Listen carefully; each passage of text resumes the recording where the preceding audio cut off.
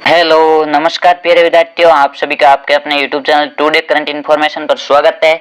आज के इस सेशन में हम कक्षा 10 संस्कृत का मॉडल पेपर 2 देखेंगे। मॉडल पेपर 1 हमने पिछली क्लास में देखा था, जो इस चैनल पर प्लेलिस्ट के रूप में उपलब्ध है और आप उसकी पीडीएफ भी टेलीग्राम ग्रुप से प्राप्त कर सकते हो। टेलीग्राम ग्रुप का लिंक इस वीडियो के डिस्क्रिप्शन में दिया गया। चलिए आज का सेशन कुछ मोटिवेशनल लाइनों के साथ शुरू करते हैं कि जीवन में कुछ पाने के लिए जिद और जुनून होना चाहिए, वरना उम्मीद तो हर कोई लगाकर बैठा है। जीवन में कुछ पाने के लिए जिद और जुनून होना चाहिए, वरना उम्मीद तो हर कोई लगाकर बैठा है। चलिए इसी जिद और जुनून को आगे बढ़ाते हैं। प्रतिबेध वाले प्रश्न है वो पूछे जाएंगे और 17 नंबर का है वो रहने वाला पहले प्रश्न में। इसमें पहला है जननी तुल्य वत्सला इति पाठ मूलतः कस्मात् ग्रंथात् उद्धृत। जो जननी तुल्य वत्सला पाठ है ये आपके किस ग्रंथ से लिया गया? जो जननी तुल्य वत्सला पाठ है ये महाभारत से लिया गया। इसमें आपके ऑप्शन ड है वो सही होगा। आगे दूसरा प्रश्न है अनिशम कालाइश चक्रम कुत्र प्रचलित। दिन रात जो वाहनों का चक्र है वो कहाँ चलता है? अनिशम कालाइश चक्र महानगर मध्य प्रचलित। इसमें आपके ऑप्शन ब है वो सही होगा।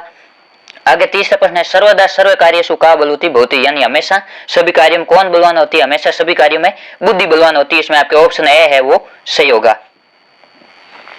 आगे चौथा प्रश्न है बाल भाव शिव से मस्तके क्या विराजते। बाल भाव के कारण शिव के मस्तक पर कौन विराजमान होता है? बाल भाव कारण शिव के मस्तक पर जो हिमकर यानी चंद्रमा है वो विराजमान होता है। इसमें आपके ऑप्शन से है वो सही होगा। आगे पांचवा प्रश्न है गुणी किम व्यक्ति, यानी गुण है गुणी गुणवान लोग है वो किसको जानता है? जो गुणवान लोग है वो गुण को जानता है। इसमें आपके उत्तर दे है वो सही होगा। छठा प्रश्न है लोकेस्मिन चक्षुमंत के प्रकीर्ता। लोकेस्मिन चक्षुमंत विद्वान से प्रकीर्ता, यानी इस संसार में अपने ज्ञान रूपी नेत्रों के द्वारा विद्वान लोग है वो ज्ञान फैलाते हैं। इसमें आपके ऑप्शन बे है वो सही होगा। आगे सातवां प्रश्न है वस्तुतः चोर क्या आशित, यानी वास्तव में वो चोर कौन था? वास्तव में चोर जो आरक्षी गांव का प्रेरित था वो था। इसमें आपके ऑप्शन ए है वो सही होगा। आगे आठवां प्रश्न है बाल यति इति पद से संधि मस्ती, यानी बाल और यति इन दोनों पदों की संधि क्या होगी? इनकी होगी बालो यति। इसमें आपके उत्व विसर्ग संधि है। इसमें ऑप्शन से है वो सही होगा। आगे नवा प्रश्न है तरत्व संधि उदाहरण अस्ति। इसमें तरत्व संधि का उदाहरण कौन से? इसमें इतस्ततः इसमें आपके सत्व विसर्ग संधि है, हिमालय में दीर्घ स्वर संधि है, एक तावत में भी सत्व विसर्ग संधि। इसका आपके संधि विच्छेद होगा एक प्लस तावत। और उत्पन्न में आपके तरत्व संधि है। इसमें आपके ऑप्शन द है वो सही होगा। और उत्पन्न का संधि विच्छेद होगा उद प्लस पन। इसमें द है वो तय बदल जाता है। इसका नियम होता है यदि प्रथम वर्ण के बाद तय या दय के बाद स्थान पर है वो कोई प्रथम वर्ण आए तो तय या दय अपने वर्ण के प्रथम स्थान में बदल जाता है। इसमें दय का प्रथम वर्ण तय है तो इसमें आपके उत्पन्न होगा। ये आपके चरत्व संधि का उदाहरण है। आगे 10वां प्रश्न है सत्व संधि उदाहरण अस्ति। सत्व संधि एक विषयक संधि का भाग है और सत्व संधि की पहचान होती है इसमें श का निर्माण होता है। तीनों श में से कोई भी श है वो बन सकता है। इसमें आपके सत्व संधि का उदाहरण है रामस्य च। इसमें आपके राम है प्लस च। इसमें आपके ऑप्शन बे है वो सही होगा। और रामस्य का संधि विच्छेद होगा राम है प्लस च। आगे 11वां प्रश्न है अजंत इत्यस्य पद से संधि विच्छेद दो अस्ति। जो अजंत पद है इसका संधि विच्छेद क्या होगा? इसका संधि विच्छेद होगा अच प्लस अंत। इसमें आपके च है वो ज में बदल जाएगा। इसमें आपके व्यंजन संधि है।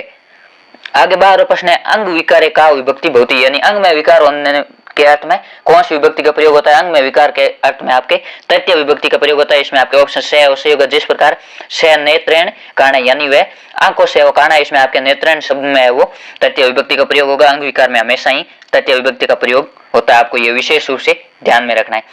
आगे 13वां प्रश्न है अध इति पद योग का विभक्ति, यानी अध पद के योग में कौन सी विभक्ति का प्रयोग होता है? अध का अर्थ होता है नीचे, इसके अर्थ में आपके षष्ठी विभक्ति का प्रयोग होता है। इसमें आपके ऑप्शन द है वो सही होगा। जिस प्रकार वृक्षस्य अधे जना तिष्ठन्ति, यानी वृक्ष के नीचे लोग बैठे हुए। आगे 14वां प्रश्न है उत्थानम इत्यतर पदे के उपसर्ग। जो उत्थानम शब्द है इसमें कौन सा उपसर्ग है? उत्थानम में आपके उद उपसर्ग होता है। उद प्लस थानम, ये संधि के द्वारा उत्थानम शब्द है वो बनता है। वास्तविक उपसर्ग है वो उद होता है। उद कभी भी उपसर्ग नहीं होता है। आगे 15वां प्रश्न है प्रबोधम इत्यतर उपसर्ग शब्द से पृथक क्या लिखा? तो इसमें प्रबोधम में है वो उपसर्ग कौन सा? प्रबोधम में प्र उपसर्ग है। इसमें आपके ऑप्शन ए है वो सही होगा। और बोधम है वो मूल शब्द है। आगे 16वां प्रश्न है अन धातु लोट लकार प्रथम पुरुष बहुवचन किम भवति। अन धातु लोट लकार प्रथम पुरुष और बहुवचन इसमें आपके होगा। अंतु इसमें ऑप्शन से है वो सही होगा। ये आपको धातु रूप है वो जो मोस्ट है वो आपको याद करने पड़ेंगे। आगे है करी धातु विधिलिंग लकार मध्यम पुरुष एक वचन रूप क्या होगा। करी धातु विधिलिंग लकार मध्यम पुरुष एक वचन में आपके होगा कुरिया है। इसमें आपके ऑप्शन बे है वो सही होगा। इस प्रकार आपके 17 है वो एबीसीडी वाले प्रश्न पूछे जाएंगे। ये 17 है वो मोस्ट प्रश्न आपके परीक्षा में पूछे जा सकते हैं। इसके बाद दूसरा प्रश्न है वो आपके रिक्त स्थान से सम्मिलित है। इसमें 5 रिक्त स्थान पूछे जाएंगे और प्रत्येक रिक्त स्थान 1 नंबर का रहने वाला है। इसमें पहला है अस्मासु खालजगा आवश्यक। ये आपके जो प्रत्यय उससे सम्मिलित है। इसमें आपके बंधु शब्द में तल प्रत्यय जोड़ना है। तल प्रत्यय में हमेशा ता शेष रहता है तो बंधु में ता जोड़ने पर आपके सही उत्तर होगा बंधुता।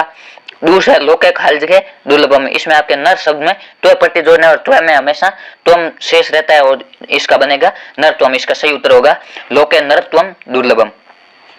आगे तीसरा है सा खालजगा नृत्यंती। इसमें आपके बाल शब्द में और टाप कर प्रत्यय का प्रयोग करना है और जो टाप प्रत्यय वो हमेशा स्त्रीवाचक शब्दों का निर्माण करता है और टाप प्रत्यय में हमेशा आ शेष रहता है। इसलिए इसमें आपके बाल शब्द में आ जोड़ने पर बाला बनेगा। इसमें सही उत्तर होगा बाला। आगे चौथा प्रश्न है। इसमें आपके चौथा और पांच है ये दो शब्द रूप से संबंधित रहने वाला है। इसमें से गरम कुत्र अस्ति। इसमें आपको युष्मद शब्द की षष्ठी विभक्ति का एक वचन है वो लिखना है। युष्मद शब्द जो तम युवा यूयम होता है इसमें आपके षष्ठी विभक्ति एक वचन होगा तव। और पांच बाल के खालगा से गस्ती। इसमें से के अर्थ में तृतीय विभक्ति का प्रयोग होता है। यहाँ आपके दिए गए पितृ शब्द से तृतीय विभक्ति एक वचन जो पितृ शब्द है उसकी तृतीय विभक्ति का एक वचन होगा पितृ। बाल के पितरा से गस्ती बालक पिता के साथ जाता है। इस प्रकार आपके दूसरे में और रिक्त स्थान से संबंधित 5 प्रश्न पूछे जाएंगे। आगे तीसरा प्रश्न है आपके अपठित गद्यांश है उसको पढ़कर आपके जो प्रश्न दिए गए उनका उत्तर लिखना है। इसमें आपके 7 नंबर के प्रश्न है वो पूछे जाएंगे। ये आपके बहुत ही इजी। इसमें आपको देकर उत्तर लिखना है। ये आपके गद्यांश है सताम जनानाम संगति सत्संगति कथ्यते यानी सज्जन लोगों की संगति है सत्संगति कहलाती है। मानव यादर्श जने से वस्ती तादर्श एवं भौति।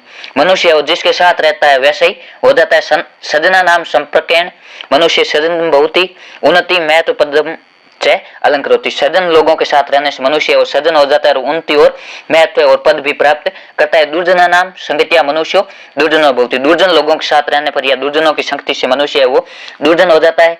पतनम विनाशम च प्राप्त होने। दुर्जनों की शक्ति से वो पतन और विनाश को प्राप्त करता है। अतः मनुष्य ऊपरी संगति मान प्रभाव भवति। अतः मनुष्य के ऊपर है वो संगति का मान प्रभाव है।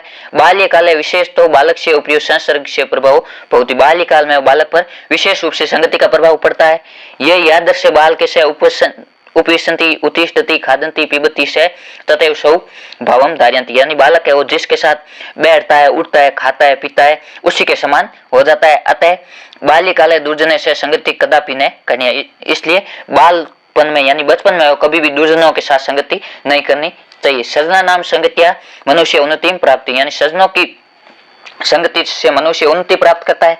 तस्य विद्या कीर्ति से वर्धते और उसकी विद्या और कीर्ति यानी यश भी बढ़ता है। दुर्जना नाम संसर्गेण मनुष्य हान्य भवन्ति। दुर्जनों की संगति से मनुष्य को हानि होती है। यथा दुर्जन संसर्गेण मनुष्य ऐश्वर तो भवति दुर्विचार युक्त भवति तस्य बुद्धि दूषिता भवति। अतः बुद्धि सीयते मनुष्य दुर्व्यसनो भवति। यानी दुर्जनों की संगति से मनुष्य में दुर्विचार उत्पन्न होते हैं। जो बुरे विचार होते हैं वो उत्पन्न होते हैं और उसकी बुद्धि दूषित हो जाती है। और बुद्धि के क्षीण हो जाने से मनुष्य दुर्व्यसन जाता है यानी नशे या कोई गलत काम सीखता है। अतः इससे शरीर क्षीणम निर्बलम च भवति। इसके कारण नशे कारण शरीर क्षीण और निर्बल होता है। तस्य कीर्ति नष्ट यति उसका जो यश है वो समाप्त हो जाता है। सर्वत्र अनादरो भवति सभी जगह वो अनादर होता है उसका कोई भी आदर नहीं करता है। अतः सौ यशो वर्ध्य ज्ञान वर्ध्य सुख से शांति से प्राप्त्यर्थम सर्वैरपि सर्वदा सत्संगति करनी चाहिए। यानी हमेशा अपने यश में वृद्धि के लिए ज्ञान में वृद्धि के लिए सुख और शांति को प्राप्त करने के लिए हमेशा सज्जनों की संगति करनी चाहिए। दुर्जनों की संगति हमेशा त्यागनी चाहिए या उनसे दूर रहना चाहिए। या आपके जो सज्जनों की संगति या सत्संगति है उस पर आपके गद्यांश दिए गए। इसमें आपके जो प्रश्न है वो पूछे जाएंगे। इसमें 2 प्रश्न है एक पद में उत्तर देने वाले पूछे गए। इसमें पहला है कैसाम जनानाम संगति सत्संगति कथ्यते यानी किस प्रकार के लोगों की संगति है वो सत्संगति कहलाती है। ये आपके शुरुआत में आया कि सताम जनानाम जो सज्जन लोग है उनकी संगति है सत्संगति कहलाती है। इसका आपके सही उत्तर होगा सताम। दूसरा कैसाम संसर्गेण बहु हानि भवति यानी कि किसकी संगति से वो बहुत अधिक हानि होती है। इसमें आपके होगा दुर्जना नाम संसर्गेण बहु हानि भवति यानी दुर्जन लोगों की संगति से बहुत अधिक हानियां होती है। ये आपके दूसरे पैराग्राफ में पहली लाइन में आया है। आगे जो ख भाग है इसमें भी आपके ये 2 नंबर का रहने वाला पूर्ण वाक्य मूत्र वाला। इसमें आपको पूर्ण वाक्य मूत्र देना है। सजना नाम संपर्केण मनुष्य की अलंकृत होती है यानी सजनों के संपर्क से मनुष्य को क्या प्राप्त होता है। सजना नाम संपर्केण मनुष्य उन्नति पदम से अलंकृति। सज्जनों की संपत्ति संगति से मनुष्य उन्नति और महत्व प्राप्त करता है। और इसमें दूसरा पाठ है, तथा कैन मनुष्य से बुद्धि सीखती है, और किस मनुष्य की जय बुद्धि है वो नष्ट हो जाती है। दुर्जन से संज्ञान मनुष्य से बुद्धि नष्ट होती है, जो दुर्जन लोगों की संगति करते हैं उसकी बुद्धि नष्ट हो जाती है। आगे आपके जो ग है, इसमें आपको गद्यांश का शीर्षक लिखना है। ये भी आपके 1 नंबर का रहने वाला है, यानी ये गद्यांश किसके बारे में दिया गया, इसमें आपके गद्यांश है वो सोच समझ कर लिखना है कि पूरा पैराग्राफ है वो इसका मूल भाव क्या है। ये पैसेज आपके वो सत्संगति महत्व, यानी सज्जनों की संगति का क्या महत्व होता है या क्या फायदा होता है, इसके संबंध में लिखा गया है। और जो आपको शीर्षक है वो 3 से 4 शब्द से अधिक नहीं लिखना है।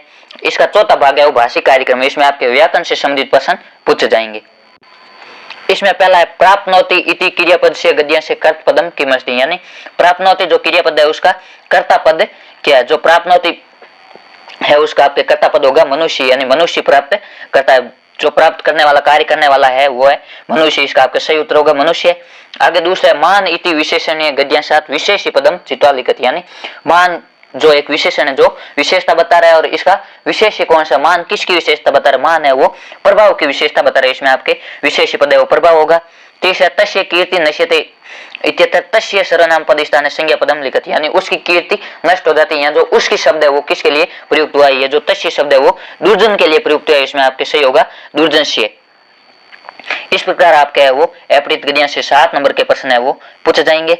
आगे आपके खंड में है वो व्याकरण और पाठ्य पुस्तक सम्मिलित होगा। इसमें चौथा प्रश्न है छात्र विद्यालयात वही आगस्ती रेखांकित पदे विभक्ति तत्कारणम च लिखत, इसमें आपके जो विद्यालय शब्द है इसके नीचे अंडरलाइन की हुई, इसका आपको कौन सी विभक्ति और उसका कारण लिखना है। इसमें आपके विद्यालयात में पंचमी विभक्ति और ये वही के अर्थ में, यानी छात्र विद्यालय से बाहर जाते हैं, विद्यालय से दूर हो रहे हैं, इसके अर्थ में पंचमी विभक्ति है वो वही के योग में हमेशा पंचमी विभक्ति का प्रयोग होता है। ये आपके चौथा प्रश्न है वो कारक से संबंधित पूछा जाएगी, इसमें आपको विभक्ति पूछी जाएगी और ये विभक्ति का कारण भी पूछा जाएगा। 1 नंबर का आपको विभक्ति और 1 नंबर का उसका कारण है वो रहने वाला है। आगे 5वां प्रश्न है अधोलिखित संख्यावाची शब्दों संस्कृत लिखित, इसमें आपके 2 संख्यावाची शब्द होंगे उसको आपको संस्कृत में लिखना है, ये भी 2 नंबर का रहने वाला है। इसमें पहला है 113, इसका आपके होगा त्रयोदश अधिक शतम, यानी 100 से 13 अधिक। इसमें आपके जो सबसे पहले इकाई और दाई के अंक है आपको उनको लिखना है, फिर बीच में अधिक लगाकर जितने भी उनको जोड़ना है। दूसरा है 2001, इसमें आपके होगा 71 द्विसहस्रम, यानी 2000 से 1 अधिक, या आप ऐसे भी लिख सकते हो एकाधिक द्विसहस्रम, 2000 से 1 अधिक। आगे 6ठा प्रश्न है वो आपके प्रश्न निर्माण संबंधित है, इसमें आपके एक अंडरलाइन किया वर्ड दिया होगा, आपको उसकी जगह वो प्रश्नवाचक शब्द लिखकर अंत में जो खड़ी पाई है उसको हटाकर प्रश्नवाचक शब्द लगाना है। ये भी आपके 2 नंबर का रहने वाला। इसमें पुत्रम दृष्टुम से प्रस्थित है, यानी पुत्र को देखने के लिए वह गया, इसमें आपके होगा के दृष्टुम से प्रस्थित है, यानी वह किसको देखने के लिए गए। यहाँ पुत्रम के अर्थ में आपके द्वितीय विभक्ति होती है, इसके आपके कै शब्द की भी द्वितीय विभक्ति पुल्लिंग में के होती है।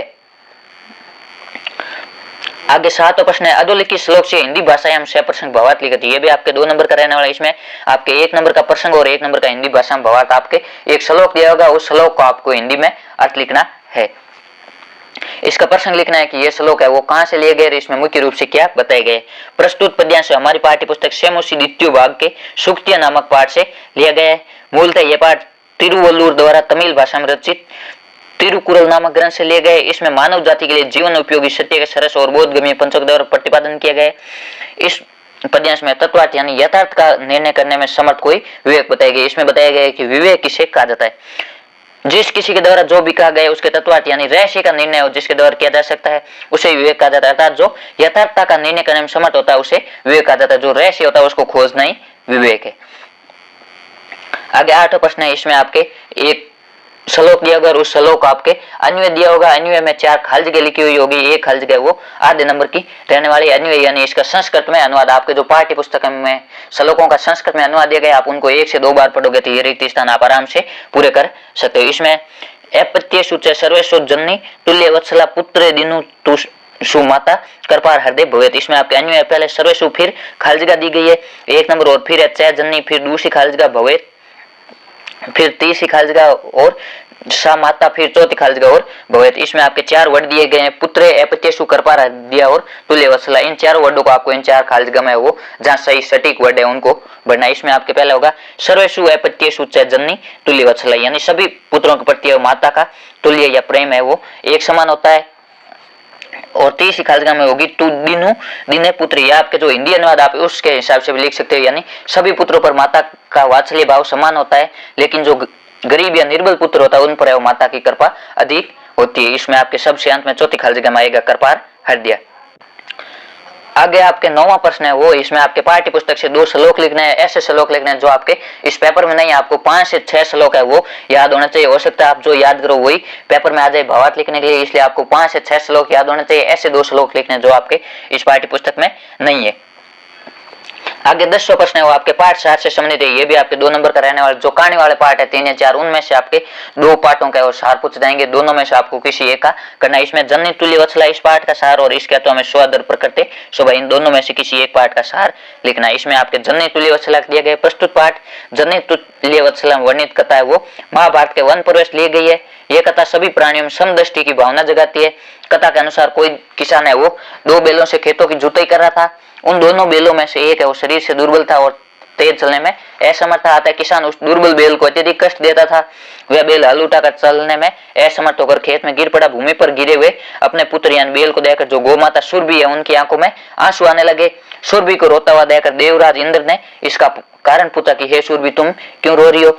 सुरभि ने इंद्र से कहा, हे इंद्र मैं अपने पुत्र यानी बैल की दीनता को देखकर रो रही हुई है। दीन है ऐसा जानकर भी किसान उसे अत्यधिक प्रताड़ित करता है, यानी वो कमजोर है फिर भी किसान उसको प्रताड़ित करता है। इंद्र ने कहा तुम्हारे तो हजारों पुत्र है, फिर इसी पर इतना प्रेम क्यों है। सूर्य ने उत्तर दिया कि मेरे हजारों पुत्र है, ये सत्य है, फिर भी मैं इस पुत्र में विशेष कष्ट का अनुभव कर रही हूँ क्योंकि ये अन्य पुत्रों से दुर्लभ है। सभी संतान माता का सने समान भाव से होता है, फिर भी जो दुर्बल या कमजोर पुत्र होता है उसके प्रति माता की अधिक कृपा होती है। गौ माता सूर्य के वचन सुनकर अत्यधिक आश्चर्यचकित इंद्र का हृदय द्रवित हो गया और इंद्र की कृपा शीघ्र तेज वर्षा होने लगी। सभी जगह पानी पानी हो गए। इसे किसान अत्यंत प्रसन्न होकर अपने बैलों को लेकर घर चला गया। कथा के अंत में कहा गया सभी संतानों माता का समान रूप से भाव होता है, यानी माता है वो अपने पुत्रों और पुत्रियों को समान रूप से प्यार करती है, लेकिन जो कमजोर निर्बल या शारीरिक रूप से कमजोर होता है उसको है वो माता अधिक प्रेम करती है। ये परिवार में भी हो सकता है जो कमजोर व्यक्ति है उसका लोग अधिक ध्यान रखते हैं, किंतु दीन पुत्र के प्रति माता के मन में अतिशय प्रेम होता है। जो कमजोर होता है उसके प्रति परिवार वालों का अत्यधिक प्रेम होता है। इसके बाद आपके 11 प्रश्न है अधोलिखित गद्यांश पठित हुआ एक आधारित उत्तराणी यथा निर्देशम लिखित। ये आपके पाठ्य पुस्तक से एक गद्यांश दिया होगा, 2 गद्यांश दिए होंगे अथवा मैं आपको दोनों में से कोई एक करना है। इसमें आपके जो गद्यांश में से प्रश्न पूछे जाएंगे आपको इसका उत्तर लिखना है। ये आपके 5 नंबर का गद्यांश है वो रहने वाला है। इसमें पहला है एक पद उत्तर, ये भी आपके 1 नंबर का रहने वाला है। इसमें आपको एक पद का उत्तर लिखना है। ये आपके गद्यांश है जो आरक्षी वाला पार्ट है, जो न्यायाधीश वाला पार्ट है उसे लिया गया। इसमें आदेश प्राप्य उभोपराध चलताम तत्रोप्य काष्ट पटले निहितम पट आच्छादितम ते स्कंदेत वहंती न्याय अधिकरणम प्रति प्रस्तति आरक्षी सुपुष्ट दे आसित अभियुक्त सेच अति कुशकाय आसित। इसमें आपके पूछा गया क्या सुपुष्ट दे आसित, यानी कौन है वो हस्तपुष्ट शरीर वाला था। जो आरक्षी था जो गांव का प्रहरी या रक्षक था वो हस्तपुष्ट शरीर वाला था। इसका आपके सही उत्तर होगा आरक्षी। दूसरा पूर्ण वाक्य न उत्तर तो पट आच्छादितम दे स्कंदेन वहंती के प्रति स्थित है, यानी उन दोनों ने जो लकड़ी का जो पट था वो जिसके ऊपर एक आदमी सुलह गया ढका हुआ था उसको लेकर किसके प्रति चल दिए। तो पट आच्छादितम दे स्कंदेन वहन तो न्याय अधिकरणम प्रति परिस्थित हुए, दोनों न्यायालय की तरफ चल दिए। इसके बाद आपके भाषा कार्य इसमें आपके व्याकरण संबंधित पूछे गए आदेश प्राप्तम उभोपल चलताम इतर क्रियापदम लिखत, यानी यहाँ पर क्रियापद कौन है आदेश पाकर दोनों ही चले गए। इसमें आपके क्रियापद है उभो यानी दोनों। दूसरा है स्कंदेन वहनम दुष्कर्म आसित, यानी कंधे से बाहर वहन करना है वो कठिन था। इत्यतर विशेषण पद किमस्ति, यहाँ पर है वो विशेषण क्या है, ऐसा कौन सा शब्द है जो दूसरे शब्द की विशेषता बता रहे हैं। यहाँ आपके दुष्कर्म है वो वहन की विशेषता बता रहे हैं, यानी भार है उसको सहन करना कठिन था, ये कठिन है विशेषण है। इसके अथवा में भी आपके एक गद्यांश दिया होगा। इसमें आपके सबसे पहला प्रश्न है वो है ज्वालामुख पर्वता नाम विस्फोटेर अपि किम जायते। जो ज्वालामुखी या जो पर्वतों के विस्फोट होते हैं उनको क्या कहा जाता है, उसको भूकंप कहा जाता है। ये जो ज्वालामुखियों से जो पर्वतों में विस्फोट होते हैं उन्हें भी भूकंप कहा जाता है। इसमें दूसरा पूर्ण वाक्य उत्तर लिखत, इसमें आपके पूर्ण वाक्य में उत्तर लिखना है ज्वालामुंग्रित एते पर्वतापि किम जनयति। ज्वालामुखी अंग्रित एते पर्वतापि भीषण भूकंप जनयति। जो ज्वालामुखी वाले पर्वत है उनमें भी भीषण भूकंप आता है। तीसरा है भाषी कार्य प्राणी इति विशेष पद से विशेषणम किमस्ति। जो प्राणी पद है इसका प्राणी ये विशेषी पद है, इसका आपके विशेषण क्या होगा, विशेषण होगा आपके कथ्यंती, यानी प्राणी कहते हैं। दूसरा है भूकंप विशेषता इति कस्याम क्रियापदम अस्ति, यानी भूकंप विशेषता इसकी ये किसकी क्रियापद है, जो भूकंप विशेषता है वो विवशा की क्रिया विशेषता, इसमें आपके विवशा उत्तर है वो सही होगा। आगे 12 प्रश्न है अतोलिखितम पद्यांश संपठित, तो इसमें आपके जो श्लोक वाला पार्ट है उनसे एक पद्यांश दिया होगा और 2 पद्यांश दिए होंगे आपको, दोनों में से किसी एक हल करना है। इसमें भी आपके 5 नंबरों के प्रश्न है वो पूछे जाएंगे। इसमें आपके कंचित कालम ने माम अस्माद नगरात बहु दूरम प्राप्स्यामि ग्रामांते निर्जर नदी पे पूरम एकांते कांतारम शणापि में स्यात् संचरणम सूची। इसमें आपके पूछा गया पत्तयपुरम नदी कुत्र वर्तते, यानी पानी से पूरी जो या पयपुरम, पय का अर्थ होता है आपके पानी, पयपुरित यानी पानी से भरी हुई जो नदी है वो कहाँ बहती है, पानी से भरी हुई नदी जो गांव के अंत में बहती है। इसका सही उत्तर होगा ग्रामांते। आगे आपके पूर्ण वाक्य में उत्तर देना है। कवि कुत्र संचनम कर्तुम इच्छति, यानी कवि है वो कहाँ संचरण करना चाहता है, कवि एकांते कांतारे संचनम कर्तुम इच्छति, कवि है वो एकांत वन में संचरण करना चाहता है। आगे तीसरा इसमें आपके गै भाग है वो भाषिक कार्य व्याकरण से संबंधित। इसमें अस्मिन पद्यांश से माम इति सर्वनाम पद कसमें प्रयुक्त, इसमें है वो माम शब्द है, वो माम जो सर्वनाम शब्द है यानी मेरा या मैं, ये किसके लिए प्रयुक्त हुआ है, ये कवि के लिए प्रयुक्त हुआ है। आगे दूसरा एकांत कांतारे अन्य पद्यो किम विशेषी पदम, एकांत कांतारे यानी एकांत वन, इसमें आपके विशेषी क्या है, इसमें विशेषी तो होगा आपके कांतारे यानी जंगल और एकांत विशेषण होगा, आपको ये विशेष रूप से ध्यान में रखना है। जो 90% उदाहरण होते हैं उनमें पहला विशेषण होता है और दूसरा हमेशा विशेषी होता है, ये 90% उदाहरणों पर बात लागू होती है। इसके अथवा में भी आपके एक पद्यांश दिया गया है, रे रे चातक सावधान मनसा मित्र क्षणम सर्वेता मम बोधा बहु संति गगने सर्वे अपि नेयता दर्शा केचिद वष्टिरावंती वसुधाम गजंती केचिद वर्ता ये पश्यसि तस्य तस्य पूर्तो मा ब्रूहि दीन वचि। इसमें आपके एक पद वाला उत्तर है कवि मित्रम इति शब्द के संबोधित, कवि है वो मित्र शब्द से किसे संबोधित करता है, ये चातक को संबोधित करता है। दूसरा है पूर्ण वाक्य से गगने सर्वे मेघा कीदृशा न संति तथा कश्य पूरित दीन वचन न ब्रूयात्, गगने सर्वे मेघा जलदायिका न संति, यानी गगन में या आसमान में जो सभी बादल होते हैं वो जल वाले नहीं होते तथा ये वर्ता गर्जंती तस्य पूरित दिनम वचन न ब्रूयात्, और जो व्यर्थ रूप से गरजते हैं उसमें जल भी नहीं होता है। उसके बाद आपके इसमें व्याकरण वाले प्रश्न है संति इति क्रियापद से पदमा से कर्त पदम की मस्ती, जो संति है इसका आपके कर्ता पद क्या होगा, इसका आपके कर्ता पद है वो अम्बोधा होगा। दूसरा वच इति विशेष्य पद से पद्य से विशेषणम किम, वच का आपके विशेषण क्या दिया गया, वच का विशेषण है वो दिनम दिया गया है, इसका आपके सही उत्तर होगा दिनम। आगे 13 प्रश्न है आपके नाट्यांश से संबंधित, नाट्यांश से भी एक आपके नाट्यांश दिया होगा, उसके अर्थों में भी एक नाट्यांश दिया होगा, आपको दोनों में से किसी एक का उत्तर है वो लिखना है। ये भी आपके 5 नंबर का रहने वाला है। इस प्रकार आपके 15 नंबर के ये पाठ्य पुस्तक से गद्यांश पद्यांश इससे आपको समझ कर प्रश्नों को उत्तर देना है। ये आपके 15 नंबर है, लाने बहुत ईजी, और एक 7 नंबर का अपठित पद्यांश। इस प्रकार आपके 22 प्रश्न है वो सिर्फ आपको देख कर लिखना है। इसमें लव है ननु भगवान वाल्मीकि नहीं भगवान वाल्मीकि, इसमें लव है अपने गुरु के नाम, गुरु का नाम बता रहे राम कैन संबोधन कैन समदेन, यानी राम ने पूछा किस समझ से आपके गुरु भगवान वाल्मीकि है, लव ने कहा उपनयन्यो उपदेश यानी उपनयन की शिक्षा देने का, राम ने कहा ए मात्र भौती जान के नाम थी विदुतिम इच्छामि, राम पूछते लव कुश से कि मैं यहाँ पर आपके पिता का नाम जानना चाहता हूँ।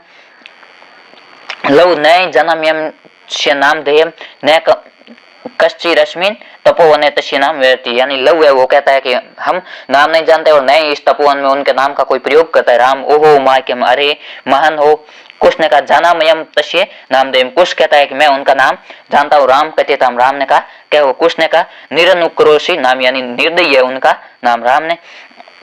वैश्य है पुरम खलु नाम देम, निश्चित ही ऐसा ही नाम है। विदूषक विंचित विदूषक है वो सोच कर पूछता है, एवं तावत पच्छामी निरनुक्रोश इति के एवं बनती, यानी विदूषक है वो सोच कर कहता है कि निर्दयी ऐसा नाम कौन कहता है, कुश ने उत्तर दिया अम्बा यानी माता, कुश ने कहा माता जी ऐसे नाम का प्रयोग करती। विदूषक किम कुपिता एवं बनती उत प्रकृति, जो विदूषक है उन्होंने पूछा क्या करो दी टोकर कहती या प्रकृति से यानी सहज भाव से ही कहती। कुश यद्य वयोर बाल भाव जनितम कंचिद विनम पश्यति तया एवं अधिशिप्ति निर्नुक्रोश्य पुत्रो मां चपलम इति, यानी जब हम बाल भाव से कोई विनय पूर्वक कार्य नहीं करते तब वो कहते हैं निर्दयी के पुत्रों इतने चंचल मत बनो।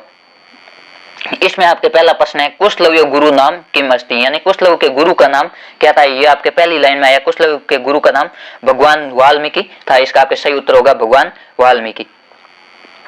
आगे दूसरा पूर्ण वाक्य न उत्तर कुश सौष्य पितु किम नाम कथयति, यानी कुश अपने पिता का नाम क्या कहता है। कुश सौष्य पितु निरनुक्रोश इति कथयति, कुश अपने पिता का नाम निर्दयी ऐसा कहता है।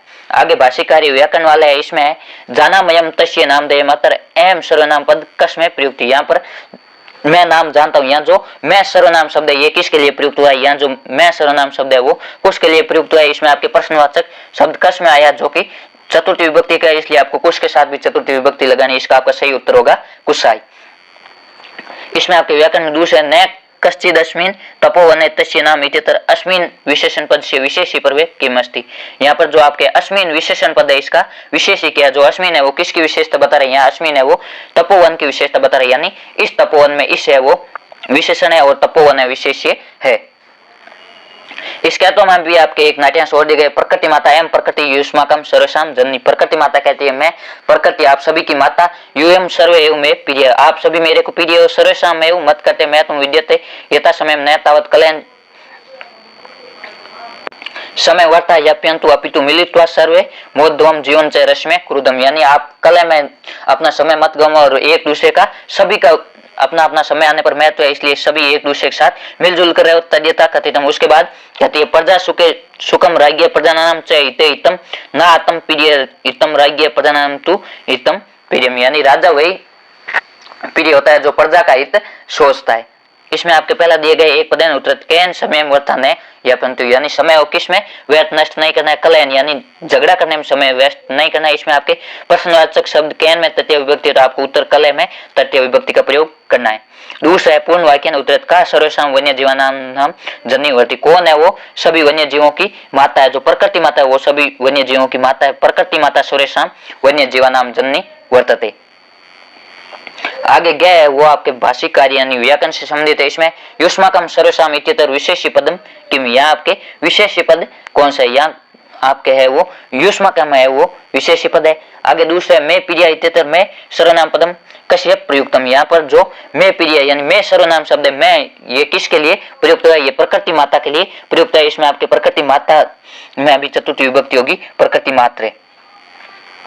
आगे 14 प्रश्न है वो आपके समाज से संबंधित रहने वाले, समाज से आपके 3 नंबर के वो प्रश्न पूछा जाएगा। एक में आपको समस्त पद लिखना है, एक में समास विग्रह करना है, एक में समास का नाम लिखना है। इसमें पहला दिया है शिव चय केशवम चय, ये आपके द्वंद्व समास का उदाहरण है। इसमें आपको समस्त पद लिखना है, इसका आपके समस्त पद होगा शिव केशव, आपके शिव केशव का है वो समास विग्रह भी पूछा जा सकता है, इसका आपके समास विग्रह होगा शिवम चय केशवम चय, ये द्वंद्व समास का उदाहरण है।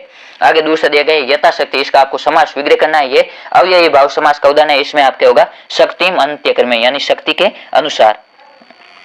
तीसरा है घनश्याम, इसमें आपको समास का नाम है वो लिखना है, इसमें आपके कर्मधारय समास है, इसका आपके संधि विच्छेद होगा घनश्याम इति।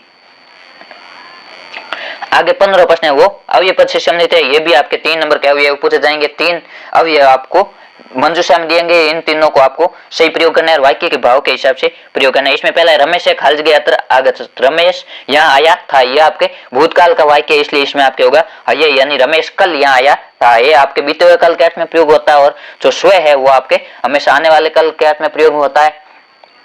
और यहाँ पर आगत आया हुआ है, इसलिए ये भूतकाल का, अगर यदि यहाँ आगमिष्यति होता तो आपके होता स्व यानी वह आने वाले कल को आएगा, इसमें वह कल आया था।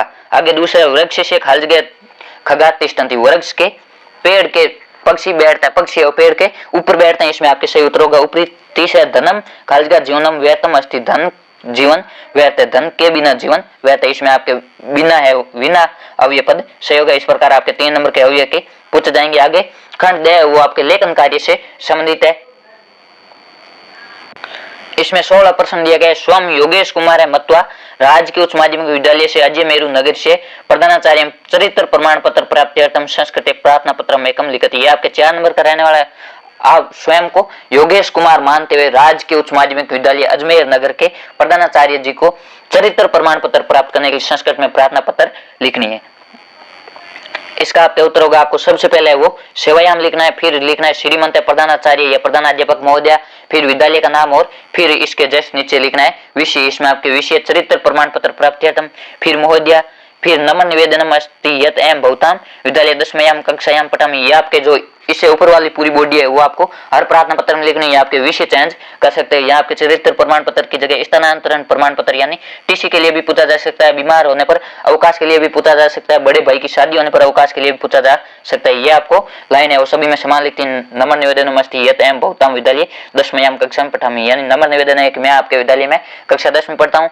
एम सौक्यम चरित्र प्रमाण पत्र, मुझे मेरा चरित्र प्रमाण पत्र चाहिए। ये तो ये प्रतियोगिता परीक्षायां तस्य आवश्यकता वर्तते, जैसे कि प्रतियोगिता परीक्षा जो कंपटीशन एग्जाम है उसमें इसकी आवश्यकता है। प्रार्थना अस्ति यत् माम चरित्र प्रमाण पत्र प्रदाय अनुग्रहीष्यन्ति श्रीमंत, इसलिए प्रार्थना है कि मुझे मेरा चरित्र प्रमाण पत्र प्रदान कर अनुग्रहित करे। फिर आपको प्रार्थी लिखना या बहुदाज्ञाकारी भी लिख सकते हो। फिर जो आपके पर्सन नाम दिए गए आपको वही लिखना, अपना खुद का नाम कभी भी नहीं लिखना। इसमें आपके योगेश कुमार दिए गए तो आपको योगेश कुमार लिखना है। फिर आपको कक्षा लिखनी है और इधर लेफ्ट साइड में और नाम के सामने दिनांक लिखनी है। ये आपके 4 नंबर का प्रार्थना पत्र है। इसके अथवा में आपके एक अनौपचारिक पत्र दिया गया, उसमें आपके 8 वर्ड दिए होंगे और 8 खाली स्थान होगी। आपको उस खाली स्थानों का उन वर्डों का प्रयोग करते हुए बढ़ना है। इसमें आपके सबसे पहले वो स्थान की जगह खाली जगह दिए गए और यहाँ आपके जयपुर तय दिए गए, ये स्थान है आपके लिखना है। इसमें प्रश्न है परीक्षायाम सफलताएं सौमित्र। प्रार्थना पत्र कहते हम आपके एक अनौपचारिक पत्र दिया होगा, उसमें 8 रिक्त स्थान दिए होंगे और प्रत्येक रिक्त स्थान आधे नंबर का रहने वाला है। और आपको जो मंजूषाम शब्द दिए उनके सहायता से आपको पूर्ति करनी है। आप या तो प्रार्थना पत्र लिख सकते हो या ये पत्र की पूर्ति कर सकते हो। इसमें आपके लिखे गए परीक्षाम सफलताएं सौमित्र प्रदीप कुमारम प्रति अधोलिखितम अपूर्णम वर्धापनम मंजूषया प्रदत्त साहित्यम पूर्वतः पुनः उत्तर पुस्तिका में लिखी, यानी परीक्षा में सफल होने पर अपने मित्र प्रदीप कुमार को नीचे लिखे गए जो अधूरा पत्र है आपको उसको पूरा कर लिखना है और उसको बधाई भेजनी है। इसमें 8 वर्ड है वो दिए गए। इसमें सबसे पहले आपको स्थान की जगह खाली जगह छोड़ी हुई, यहाँ स्थान जयपुर से दिया गया तो आपको सबसे पहली खाली जगह में जयपुर लिखना है। फिर दिनांक लिखनी है, ये अनौपचारिक पत्र में है वो हमेशा आपको राइट साइड में है वो लिखना है। फिर अभिन हृदय सुवर्ती यानी अभिन मित्र, ये आपके सुहृदय का अर्थ होता है मित्र। इसमें आपके दूसरी खाली जगह में सुहृदय, फिर सप्रेम नमस्ते, फिर अतर खाली जगह तथास्तु अतर कुशलम तथास्तु, यानी कि आप वहां कुशल होंगे। अदेव तव पत्रम प्राप्त, आज ही तुम्हारा पत्र प्राप्त हुआ। त्वम प्रथम श्रेणिया खाली जगह उत्तीर्ण योग्यता सूची में प्रथम स्थान खाली जगह इति पठित्वा हर्षम अनुभवामि, यानी आपने है वो 30 खाली जगह में आएगा परीक्षा, यानी आपने परीक्षा में प्रथम श्रेणी से उत्तीर्ण होकर कक्षा में प्रथम स्थान प्राप्त किया। इसका सुनकर मुझे हर्ष का अनुभव या आनंद का अनुभव। तब प्रयासम सर्वदय साधुवाद, आपके प्रयास है वो हमेशा धन्यवाद योग्य रहे। मम खाली जगह स्वीकरोतु, आपके यहाँ बधाई का आपके संस्कृत वर्ड दिया गया वर्धापनम मम वर्धापनम स्वीकरोतु, यानी मेरी बधाई स्वीकार करो। आशा से अग्रे अपनी खाली जगह सौ स्तुत्य प्रवासम करिष्यति, आशा है कि आगे भी आप एवं यानी ऐसा ही प्रयास करोगे। सौ पितृभ्याम मम निवेद्य, मेरे आपके माता पिता को मेरा प्रणाम निवेदन करना। इसमें आपके 7वें रिक्त स्थान में आएगा प्रणाम। और फिर तव सनिग्धम मित्रम हरीशम, आपका नाम है वो हरीश। आप यहाँ पर जो पर्सन नाम दिए गए आप स्वयं का नाम वो लिख सकते हो या आप कोई भी दूसरा नाम है वो लिख सकते हो। इस प्रकार आपके 8 रिक्त स्थान है, इसकी आपको इन वर्डों की सहायता से पूर्ति करनी है। ये वर्ड जहाँ पर भाषा के हिसाब से आपको पहले उसका हिंदी अनुवाद करना, आप अगर यदि हिंदी में अनुवाद कर लेते हो तो आपको पता चल जाएगा यहाँ पर ये वर्ड आएगा। आगे आपके 17 प्रश्न है, इसमें आपके एक चित्र दिया होगा और उस चित्र को देखकर आपके मंजूषा में कुछ वर्ड दिए होंगे, उनकी सहायता से आपको 8 वाक्य लिखना है। ये 4 नंबर का रहने वाला है, यानी प्रत्येक वाक्य आधे नंबर का रहने वाला है। इसमें आपके चित्र एक कक्षा का दिया गया है जिसमें अध्यापक जी है वो ब्लैक बोर्ड के माध्यम से पढ़ा रहे हैं और विद्यार्थी है वो पढ़ रहे हैं। इसका आपके उत्तर होगा इदम अस्माकम कक्षा चित्रमस्ति, ये हमारे विद्यालय का चित्र है। अत्र एक शिक्षक पाठ्यते, यहाँ एक शिक्षक पढ़ा रहे हैं। छात्रा पुस्तकें पठन्ति, बालक जो है वो पुस्तकें पढ़ रहे हैं। कक्षायां वातावरणम रम्यते दृश्यते, जो कक्षा का वातावरण है वो रमणीय लग रहा है। कक्षायां छात्रा भीतो श्याम पटम प्रतिपश्यन्ति, कक्षा के छात्र है वो सामने लगे श्याम पट की ओर देख रहे हैं। कक्षायां बालक बालिका च आसंदिकासु तिष्ठन्ति, जो कक्षा में बालक और बालिका है वो टेबल पर बैठे हुए हैं। 7वां सर्व छात्रा सावधान पठन्ति, सभी छात्र सावधान से पढ़ रहे हैं। और 8वां वाक्य कक्षायां सर्व छात्रा गणवेश संति, कक्षा में सभी छात्र वो गणवेश यानी वेशभूषा में है। इस प्रकार आपको 8 वाक्य बनाकर लिखना है। और इसके अथवा में आपके एक मंजूषा दी गई होगी और आपको एक वार्तालाप दिए होंगे। मंजूषा में भी 8 वर्ड होंगे, यानी प्रत्येक रिक्त स्थान वो आधा नंबर का रहने वाला है। इसमें आपको 8 रिक्त स्थान का पूर्ति करनी है। आपके चित्र से भी ये वार्तालाप वाला है वो इजी रहेगा, आप हिंदी अनुवाद कर इसको आराम से पूरा कर सकते हो। इसमें पहला है महेश निरंजन खालिजगा रविवार से तो का योजनावर्ती महेश है वो निरंजन से कहता है कि रविवार है तुम्हारी क्या योजना है। इसमें सौ यानी आने वाला कल रविवार है तुम्हारी क्या योजना, पहले रीति स्थान में आएगा स्वे।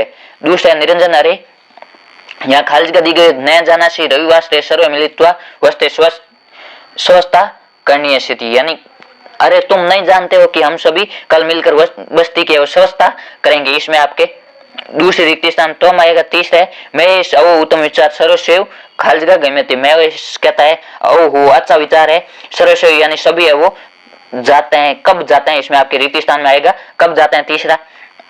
चौथा है निरंजन कहता है प्रातः अष्टवादना कार्यमिदम भविष्यति, यानी सुबह 8 बजे से कार्य प्रारंभ होगा। चौथे रिक्ति स्थान में आएगा आरंभ यानी प्रारंभ होगा। पांचवा है महेश पूर्व कश्य भाग्य से खालिजगा करिष्यति, यानी पहले किस भाग की स्वच्छता करेंगे, 5 रिक्ति स्थान में आएगा स्वच्छता। आगे छठा है निरंजन खालिजगा विद्यमानस्य आद्यस्य उद्यानस्य आदि कृष्याम, निरंजन कहता है कि बाएं भाग से विद्यालय जो उद्यान है उसकी स्वच्छता है वो प्रारंभ करेंगे। तब महेश कहते हैं तद रमणीयम खालिजगा चाहे भविष्य, तब वो रमणीय और सुंदर लगेगा यानी मनमोहक और सुंदर लगेगा। आगे निरंजन कहता है खालिजगा स्वच्छता योजना नाम स्वीकृता है, निरंजन कहता है नालियों की योजना भी स्वीकृत हुई है। इस प्रकार आपके 8 सवाल दिया होगा, उस सवाल में आपके 8 रिक्त स्थान दिए होंगे। ये मंजूषा में जो वर्ड दिए गए आपको इनका प्रयोग करते हुए पूरा करना है। आगे 18 प्रश्न है, इसमें आपके 6 वाक्य वो हिंदी में दिए होंगे, उनमें से कोई 4 का आपको संस्कृत में अनुवाद करके लिखना है। ये भी आपके 4 नंबर का रहने वाला, प्रत्येक वाक्य वो 1 नंबर का रहेगा। 6 में से आप कोई 4 है वो कर सकते हैं। ये आपके मुख्य रूप से शब्द रूप और कारक पर निर्भर होगा, आपको कारक का प्रयोग करते हुए लिखना है। इसमें पहला विद्या विनम्रता प्रदान करती है, ये आपके प्रदान करती है दा धातु का आता है, यानी देती है विद्या, विनियम ददाती दा धातु का में द्वितीय विभक्ति का प्रयोग होता है, तो इसमें आपके होगा विद्या ददाती विनियम। दूसरा विपत्ति के समय दोषारोपण करना ही कायर पुरुष का लक्षण है। तीसरा जननी जन्मभूमि से जननी जन्मभूमि सौरग से भी मान है, इसका आप क्या होगा जननी जन्मभूमि से सौरगादपि गरियसी। आगे चौथा है कर्षण के चारों ओर बालक है, चारों ओर के अर्थ में आपके होता है परितय और दोनों ओर के अर्थ में होता है अभितय, इन दोनों के अर्थ में आपके हमेशा द्वितीय विभक्ति का प्रयोग होगा, इसलिए कर्षण में हमें द्वितीय विभक्ति का प्रयोग करना। इसमें आपके होगा कर्षणम परितय बाल का संधि, कर्षण के चारों ओर बालक है। 5 है हम सब नाटक देखते हैं, वयम नाटकम पश्यामी, हम सब है वो नाटक देखते हैं, हम सब का आपका होगा वयम और नाटक का नाटक और पश्याम यानी देखते हैं। आगे छठा है राजेश महेश का मित्र है, इसमें आपके कहा आया है तो संबोधन कारक है या संबंध बताना है, इसलिए महेश के साथ आपको षष्ठी विभक्ति का प्रयोग करना है। राजेश है वो करता है इसलिए प्रथम विभक्ति राजेश है, महेश मित्रम अस्ति, राजेश महेश का मित्र है। इस प्रकार आपको इन 500 में से कोई एक का प्रयोग करना है। इसमें आपके दूसरा छूट गया कि विपत्ति के समय दोषारोपण करना ही कायर पुरुष का लक्षण है। इसमें आपके होगा विपत्त काले विष में एवं का पुरुष लक्षण में, विपत्त काले विष में का अर्थ होता है दोषारोपण करना ही का पुरुष लक्षण यानी कायर पुरुष का लक्षण है। इस प्रकार आपको इन कोई 4 वाक्यों का संस्कृत में अनुवाद करना है, ये आपके बहुत ही इजी आते हैं। आगे 19 प्रश्न है अधोलिखितानि वाक्यानि क्रम रहितानि सन्ति कथा क्रम संयोजनम कृत्वा लिखति, ये आपके 3 नंबर का रहने वाला। इसमें 6 वाक्य दिए होंगे और प्रत्येक वाक्य आधे नंबर का रहने वाला है। इसमें आपको किसी भी कहानी के 6 वाक्य दिए होंगे, जो क्रम से नहीं होंगे आपको उनको क्रम के हिसाब से करना है कि पहले कौन सी घटना घटित हुई बाद में कौन सी घटना घटित हुई। इसमें आपके जो शेर और खरगोश वाली कहानी है, जिसमें खरगोश है वो शेर को कुएं में ले जाता है और कुएं में उसकी परछाई दिखाता है, उसके बारे में बताया गया। इसमें आपके कथाक्रम संयोजन में होगा सबसे पहले कस्मिश्चित वन एक सिंह वस्ती समय, किसी वन में एक शेर रहता था, ये आपके जो चौथा वाक्य है वो सबसे पहले आएगा।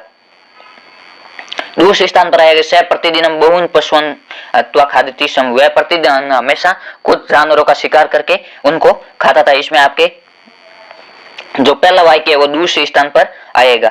आगे 30 स्थान पर आएगा तदा सर्वे पशु विचारम करता प्रतिदिन शेष पास भोजनार्थम एक पशु प्रेषित निश्चित है, तभी वो सभी पशुओं ने विचार करके प्रतिदिन एक पशु को शेर के पास भोजन के लिए भेजने का निर्णय किया। चौथे स्थान पर आएगा एकदा यदा शस्कस्य कर्म आगत तस्य विलंब आगमन सिंह कुपित जाते, एक बार जब एक खरगोश का नंबर आया तब है वो देरी के कारण शेर क्रोधित हो गया। 5 पे आएगा तदा चतुर्शस्क सिंह कुप से समीप, तब जो चतुर खरगोश था वो शेर को कुएं के पास ले आया। छठा है सिंह जल से ऊपर तिबिमम दृष्टवा तस्मिन कुपे एक कूदत, शेर है वो कुएं में अपनी परछाई देकर उसमें कूद गया। ये आपके 6 वाक्यों का कथाक्रम संयोजन है वो करना है। इसके अर्थों में आपके आएगा अध्याय मंजूष्याम प्रदर्श शब्दानाम साहित्य संस्कृत षड वाक्यानि शुद्ध पर्यावरण विधि विषय लिखे थे। ये आपको जो मंजूषा दी गई इन मंजूषा के वर्डों का प्रयोग करते हुए आपको शुद्ध पर्यावरण पर 6 वाक्य लिखने, ये भी आपके 3 नंबर का रहने वाला। आप या तो कथा क्रम संयोजन कर सकते हैं या तो हमें ये कर सकते हो। इसमें आपके शुद्ध पर्यावरण पर होगा मानव जीवनाय शुद्धम पर्यावरणम आवश्यकम अस्ति, यानी मानव जीवन के लिए पर्यावरण शुद्ध पर्यावरण आवश्यक है। शुद्ध पर्यावरण प्रकृति संरक्षण का नियम, शुद्ध पर्यावरण है वो प्रकृति के संरक्षण करता है। इसमें तीसरा होगा नदी जलेषु अवक्रम न सेपनीय, नदी जल में वो कचरा नहीं फेंकना चाहिए। चौथा है अस्माभि वृक्ष आरोपनीय, हमें वो वृक्ष रोपने चाहिए। 5 है प्रदूषण है 2 रोगा भवन्ति, प्रदूषण से वो अनेक रोग होते हैं। 6 वनस्पति पर्यावरणम शुद्धम कुर्वन्ते, जो वनस्पति है वो पर्यावरण को शुद्ध करती है। इस प्रकार आपको शुद्ध पर्यावरण पर 6 वाक्य लिखने और बोर्ड परीक्षा में आपके इस प्रकार 19 प्रश्न पूछे जाएंगे। ये 19 प्रश्न अति महत्वपूर्ण ये आपके परीक्षा में पूछे जाते हैं। ये आपका संस्कृत का दूसरा मॉडल पेपर पूरा। इसी प्रकार आप हमारे साथ जुड़े रहे। चैनल पर नए हैं तो चैनल को सब्सक्राइब करें, अपने दोस्तों को शेयर करें। आपको इसी चैनल पर कक्षा 10 के सभी विषयों के 10 मॉडल पेपर हल करवाए जाएंगे। उसके बाद पार्ट वाइज जो इंपोर्टेंट प्रश्न है वो भी हल करवाए जाएंगे, इसलिए जुड़े रहे। धन्यवाद। मस्त रहे, पढ़ाई करते रहे।